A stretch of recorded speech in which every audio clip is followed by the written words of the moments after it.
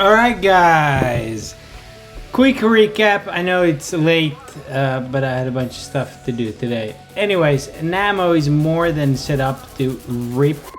It's actually even more set up than yesterday.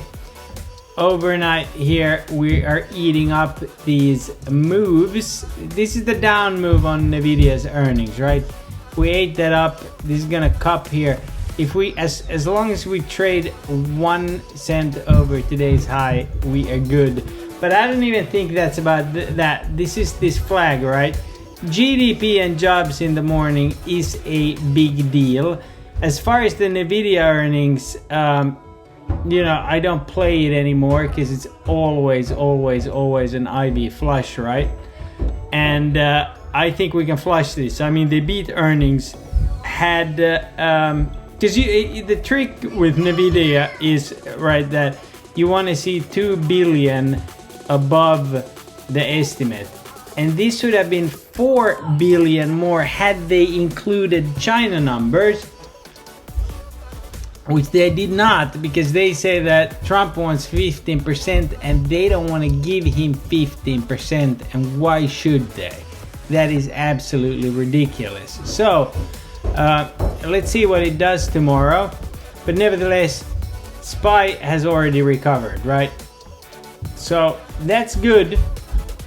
I did take a hedge, but I am still in those QQQ 570s. So that's where we closed. We came right back to close, right?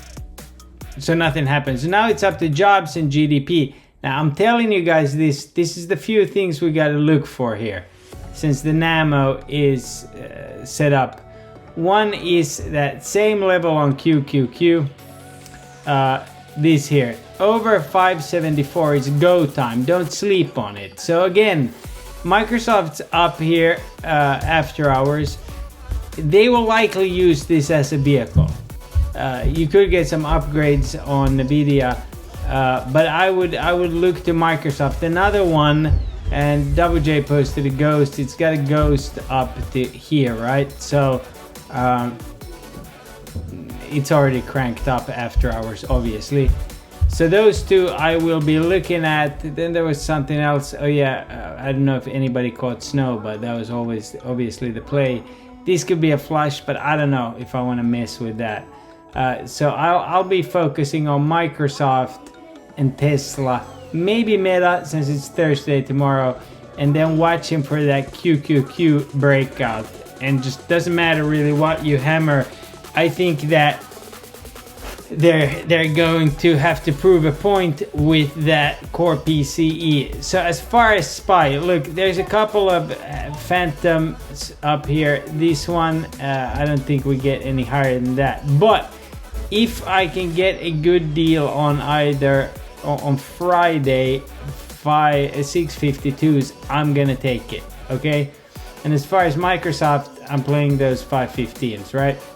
And that is if there's upside. If we're gonna open somewhere down here on GDP, I ain't doing shit as far as upside until I have clocked right there. Actually, let's move that up to what it's supposed to be, right there. That could be close enough. It could be close enough. It could be that this is just a sweep here overnight and you dump back down on GDP if it's shit or if jobs are ass somehow. But again, they pumped this. IWM's putting in new highs after hours, so everything to play for here. And as far as NVIDIA, look, yeah, it means a lot, but those earnings were good and they excluded China numbers. So if we can beat this, boom, off we go. And also, this is the most important thing this week, okay? And I'm still gonna play Avgo next week, and I think the market kind of wants to rip here, but it's gonna be a grind up, okay? There can only be one like stick move either way, and that's core PCE.